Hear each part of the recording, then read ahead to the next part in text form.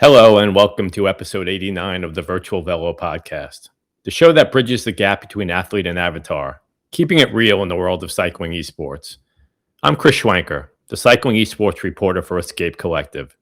Where avatars race faster than reputations can develop, unfamiliar excellence often invites questions. Today we sit down with Paweł Ścierski, one of the sport's most compelling young talents, to trace his path, unpack the performances that turned heads, and bring clarity to a breakthrough season that signals why this still young discipline should welcome its next generation. Paweł Ścierski, welcome to the Virtual Velo Podcast. Hi, Chris. Thanks for having me. In fact, that's my first interview, so I'm really grateful to be here to talk about myself and my whole journey. It's an honor. We're very happy to give you this platform. And I really think it's important because a lot of people don't know a lot about you. So I want to start the conversation this way, the same way that I framed it in the intro, by going right back to the beginning with you. Because to a lot of people listening, you seem to come out of nowhere. So let's rewind the tape a little bit. Tell us about yourself. Where are you from in Poland and what is it like there? Yeah, so I live on the south of Poland. I live in a flat surface, so there is no much hills around me. I always do some sports. I was an active kid, but my biggest passion, my hobby is cycling. But I always treat it really like a hobby. It's nothing more. It was nothing more. My goal was to become a doctor. And I dedicate my time to books and to study. And cycling was much more like off my head to grab some air rather than trainings and pro trainings, long hours, and that kind of stuff. Right. So then I assume that you're in medical school now. So tell us a little bit about that. What are you training to be? Is there a specialty that you're interested in? And how do you juggle the training and the rigorous demands of your schoolwork? I want to be laryngology in the future. I have my future shaped a little bit from when I was a kid, to be honest. And yeah, it's now it's getting tough because I let's say become more professional in cyclist. Yeah, now it's tough to combine those two, but every single minute I have, I try to invest into cycling. Let's say if I have a break between classes, I go to the gym and spend half an hour there. It's better than nothing, I think. I know that it affects my cycling career, let's say, but yeah, as I said, my main goal is to become a doctor, and cycling is much more a hobby. Right now, it's much more professional hobby, let's say, or professional amateur or something like that, but it's still a secondary task in my life. I feel it. That's interesting. A lot of people listening to this are probably going to say, wow, he's quite a talent. He's mixing it up with the pointy end and he's doing this as a hobby, which is pretty interesting. I want to just get into that a little bit because before you came onto the esports scene, you had an outdoor resume as a mountain biker. Can you tell a little bit about that? Yeah, sure. As I said, cycling was always my hobby. I was good at it, but I chose mountain bike, especially marathons, because I feel that it's the most easy sport, let's say, in cycling. You know, about the crashes. If I choose road races, I would probably have some crashes by now. Of course, I had some on mountain bike as well, but mountain bikers do not often crash at high speed. So it's more like crashing, but you get up and keeping right. So I chose mountain bike, and yeah, I had some success when I was a junior.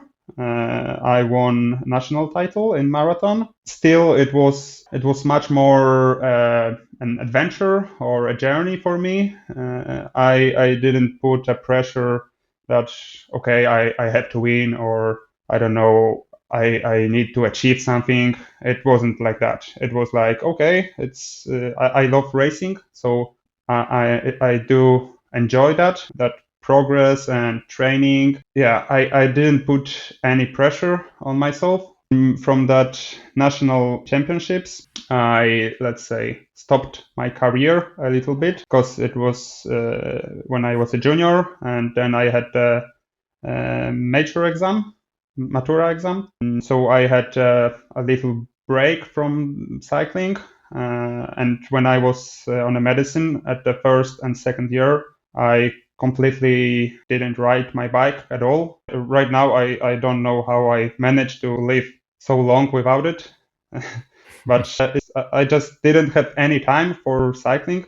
I had to study to survive. But since the vacation of the second year, I came back to what I was good at. And yeah, again,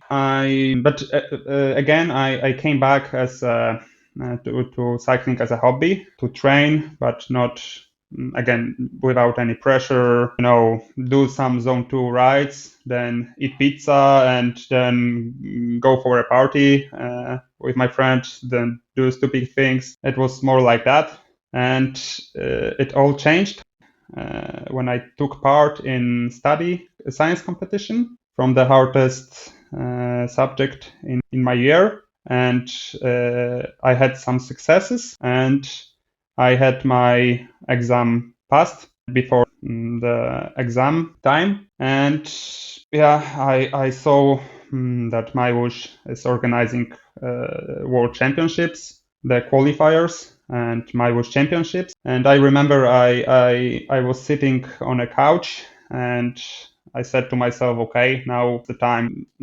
I have more time to become a better cyclist. So let's go for it. I started to ride longer, to train harder, to prepare my food. That's also very important. To get enough sleep, because that's also what I was missing. And I still feel that right now it's the problem. I could dedicate myself to cycling more. So I did. And that's how I get there, week by week, step by step. I feel like I still have some room to improve. I definitely have. I don't know if I will be able to achieve more with the time I have, but yeah, I'm really, really happy to be here. Otherwise, I wouldn't speak to you right now. So that's also very nice. That's very nice to say. So I wanted just to kind of unpack a little bit of what you said there. So how old were you when you won the junior title?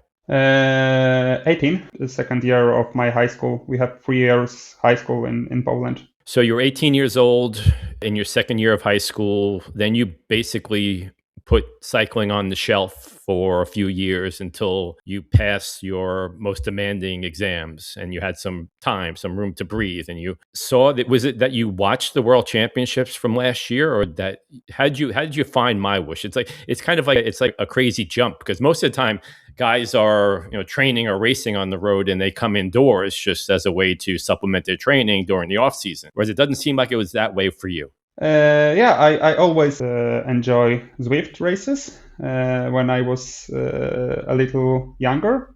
So that's how I was quite familiar with esport. About the hardest subject, it was in this year, and I meant how I become stronger, let's say. From where, how did my progress start? But I started cycling career a year ago on the third year of medical, and now I'm on fourth. I started fourth, so it's been 2 years since I started again cycling, but it's around half a year when I took it more professional, let's say. Let's talk about that a little bit, because I was looking back at your career. So you first entered a Sunday Race Club race about a year ago. For quite a few months, maybe 6 months, you were kind of bouncing back and forth between Category 2 and Category 1. You're starting in Category 2 is a pretty high level to start at. But once you broke into Category 1, the results followed very quickly. Podiums, top 10s, always at the pointy end of the race. And there are a couple numbers that really stuck out to me. I just want to just list them out here so that you can tell me what your secret is. I think a lot of people would want to know. in between May and October, your body weight went down from 80 kilos to 74 kilos. And your overall FTP went from 424, which is 5.3 watts per kilo, to 451, which was 6.1. That's a significant jump in a relatively short window. And some people looking at that might say that it's hard to believe because they've tried to do it themselves and haven't been able to do it. So I'm going to put this to you as directly as possible. How did you do it? To be honest, I'm also amazed about the progress. Part of me still can't believe it. I have no idea how it's possible to improve so much in relatively short period. But my secret is to dedicate myself into cycling, do longer rides, take care of what you eat and sleep, so you can do next day the same as the previous one. I was training hard. I was training long. That's why also my body weight came down. I had some mass in my upper body. I also supplemented creatine because when I was between the category 1 and category 2, there was a time that the sprint segments, we were fighting on a sprint segments from banner to banner. So it was all about, 20-second sprints, and I also enjoy it. So that's how I was able to put down my weight. There is no, secret training or secret food. I think that my life changed so much that it's more like 10 things rather than just trainings or just nutrition.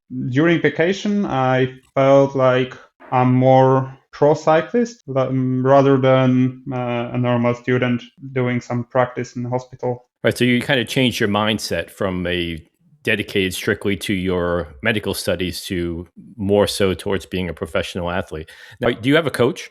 No, I coach myself, but everything I've learned from my brother. He runs a company that trains people. When I was a junior and he was my coach, I learned everything from him. Yeah, right now I do everything I've learned from him. I can adjust my time and my training, so that's really helpful. But on the other hand, when the World Championship when there was World Championships a month ago or 2 months ago, no, 1 month ago, I wasn't sure about my form peak, my peak of my form. So rather my brother's training, my brother's week, let's say, I saw on Instagram Paweł Sivakov World Championships preparation, and I did the same things, the same trainings as he did. I don't even know if that's certain source. I just saw it on Instagram and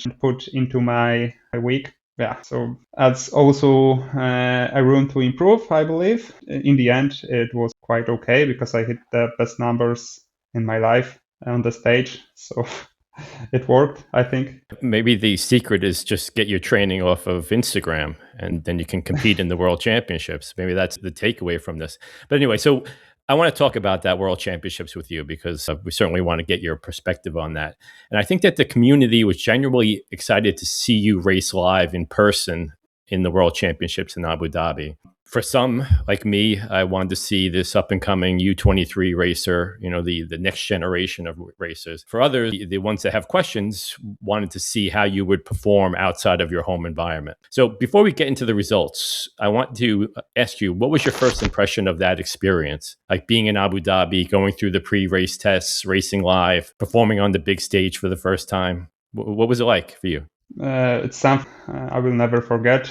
I will remember time until the end of my life. Everything is so huge in Abu Dhabi, and my watch really puts a lot of effort to get the best experience, and I felt that everything was prepared for us. I couldn't imagine a better few days in Abu Dhabi than what I have. And I want to get into the race through your eyes. You mentioned that peak, and by all measures, it seemed as if you were really peaking at the time of the World Championship. You were third in the semifinal, and a week before the race, the final race, you finished runner-up to Jason Osborne in SRC. So on paper, it seemed like you were peaking at precisely the right time. How'd you feel going into the final? I felt confident that I have power. I can fight for the podium, or I knew that Jason is much beyond my capabilities. I knew I can provide some show, and I hope I did. I would rather. We had that in mind that I would rather give it all on the first stage, be third, for example, rather than hide in the pack, be, I don't know, sixth or when I went there, I thought and I told myself that it's my dream. And half year ago, when I set my goal, I set it just to be there. So everything beyond being here, so that I was there. So everything beyond was like a gift for me. I felt a little pressure from the riders and especially from the riders that I have to prove my numbers there. I know that I can do my numbers everywhere in the world, but I felt that they also look at me like I don't know, I have a broken trainer or something, and I won't be able to produce such a power on the stage. Yeah, it's interesting you say that. I know that the sport isn't always kind to newcomers, especially young riders like you that kind of burst on the scene, come out of nowhere, and are messing around at the pointy end. So, did you have that mindset when you went into race one that you were going to use that as a way to prove yourself, or was it merely what you said earlier that in order to win you have to be willing to lose, and you just laid it all out on the line there? No, to be honest, I didn't care about that. I have to prove something. I had it in my head, but it wasn't like, okay, look at me, I will do the same numbers. I had in my mindset to give it all, not to go with Jason Osborne. That was the first thing, because I already tried that during SRC a few weeks before World Championships, and I was dead. It was 12 minutes climb, and I was dead after 5. So I knew that during Worlds I can't follow him. He's top 1, and I won't be able to keep that power. So I told myself, you have to go fast, but control yourself, and that's what I did. It certainly seemed like you did. And you're not the only one who was blown up trying to stay with Jason Osborne. So I certainly wouldn't feel bad about that. Heading into race 2, I'm sure you probably felt pretty confident about coming in second place, just a little bit over a minute down to Jason there. And in race 2, your overall placing was third place.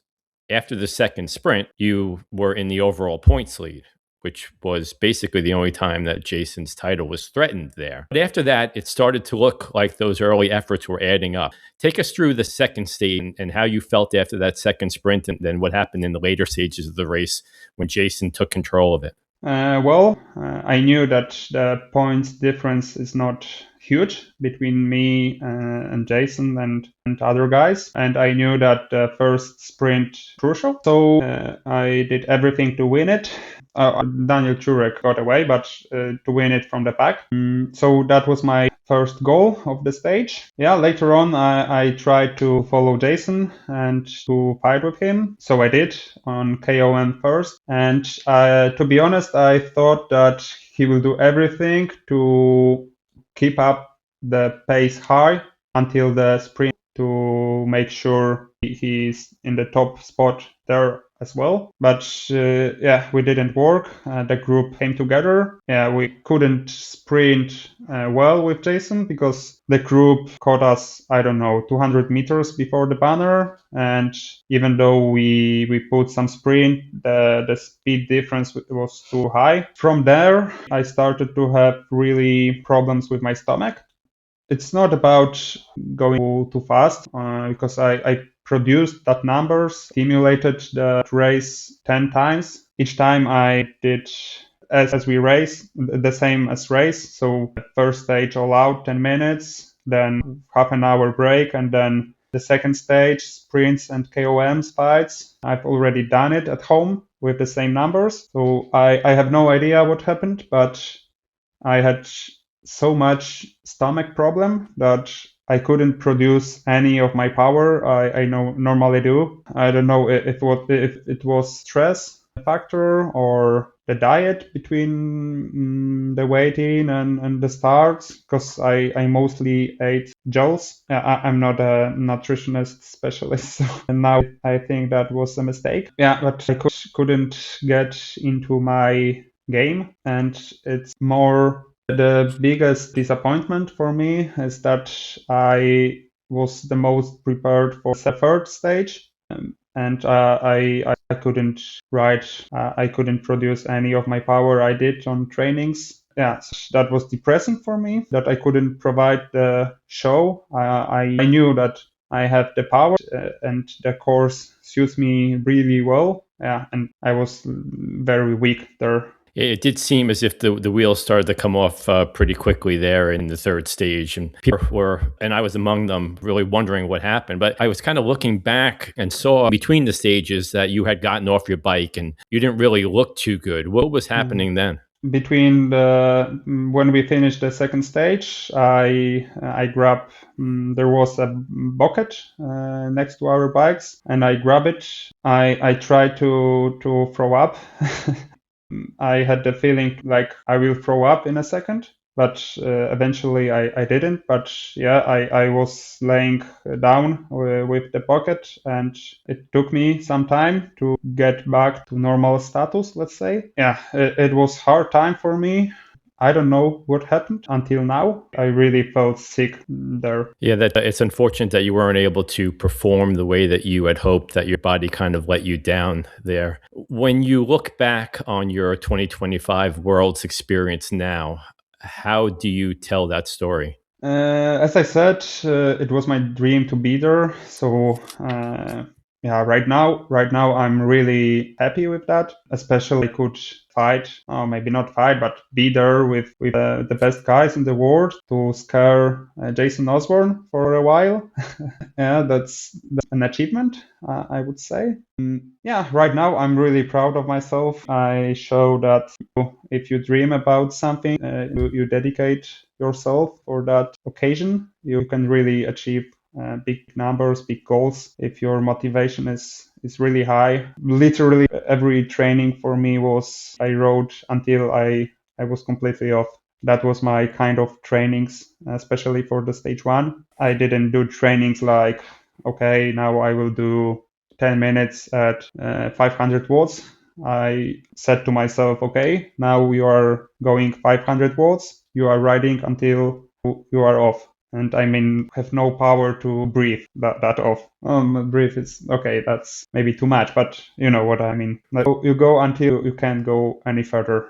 That strategy works for somebody who's 23 years old. I don't know if that would work for me necessarily at this point. So I don't know if it can endorse that, but I can certainly see how in the short term that would be a wise strategy for you. Let's just talk about the performance there before we move on. Were you satisfied given the circumstances, or did you feel like it was an opportunity that slipped away? Because there was a point there where you did give Jason Osborne a scare, and that hasn't happened in a long time. Yeah, at first I was really disappointed with myself that I let myself down and my whole family that were there. I wanted to disappear from the stage. But as time moves on, I feel really proud of myself that I could be there and fight with them. It was an honor. And to be honest, I count the days for the next championships, for the next World Championships. I don't know when it will take place, but I'm sure I will do everything to be there again. Well, I know a lot of people are going to be very anxious to see that. In the preview that I wrote for the World Championships, I didn't have you as a favorite because I didn't think that you had done enough to prove yourself. Now that this World Championship is behind us, do you think that you did enough to prove yourself? I don't know. It's not a question to me, I think. I did my job. I did my trainings with all my heart. I don't know what does it mean to prove myself. I'm just happy that I could fight there and not just to stay in the pack. I don't know if that comes as a proof of anything. I think that it was much more experience gains rather than prove anything. I can certainly see that you learned a very important lesson there, I would have to think. And I would have to also think that the racers, knowing that you're going to be going all in for it again next year with this knowledge and then the year under your belt, are probably going to be thinking that you're going to be one of the favorites there. So it's going to be a great year seeing how things go. So I changed gears just slightly to address something directly because it's been part of the broader conversation around the sport recently. In our last episode of the podcast, the 3-time world champion Jason Osborne called for more stringent year-round doping controls. When I asked him whether he believed riders were using PEDs to win money in SRC and if there were riders on the stage in Abu Dhabi who were using PEDs, he said very definitively yes. He didn't name names, but he talked about performances that appeared suddenly kept improving and threatened the guys at the top. So with that context in mind, what's your view on year-round doping controls in elite esports? I must say that I agree with Jason 100%. And in fact, I would be happy to, if my WUSH cuts, 10% of the event prizes to ensure fairness during each SRC. I would be the happiest man alive. I would gladly do that. I would gladly give that money for that. And when I went to World Championships, I was tested, and I can be tested every day of year. Yeah, but when I was there, I felt that everything is fair. I don't know how many riders were tested, but certainly the best one was, and the equipment was fair enough, as well as the weigh-in. Yeah, I think that when I talked about that 10%, I also meant a weigh-in policy. That would also be nice to ensure that everyone race at the same weight as they normally. Because right now I feel like a lot of guys have that a kilo too lower in the game. Yeah, I don't know how, but I would be happy if that changed. That's interesting that you say that. So you'd be willing to give back some of the investment that MyWush has made in prize purses for year-round testing and for independent baseline weight measurement testing? 100%. Yeah, to ensure fairness. Yeah, because to be honest, we earn really good money on MyWush every Sunday. I mean, there must be riders that take some shortcuts, let's say. I believe that everyone who were on the World Championships are clean because they were tested. So I don't know. I listened to the podcast with Jason, and he was talking about microdosing. But to be fair, I don't know what that is and how does it work. But yeah, if someone is on the stage, on the live, and can produce the same power as he do normally at home, I think that's normal. He's okay, he's clean. But there are many riders that also earn a good money and they are not tested. I don't say that they take something, but it would be good to ensure that everything is clear, let's say, like it was in Abu Dhabi. That's a really important distinction that you make, because there were riders who win money in SRC every week that weren't at Worlds, that chose not to be there. The year controls would certainly make sure that those people are legit as well. I would also add that I'm quite aware man, and I know that there is only water that is neutral to our body. So sooner or later, every substance you take will have some side effect on your body. Yeah, so everything you take, it will affect somehow in the future. So I don't know why someone using anything, but it would definitely will be shown in the future. You have an amazing attitude on a lot of different things, and I think that had a lot to do with the success that you've had.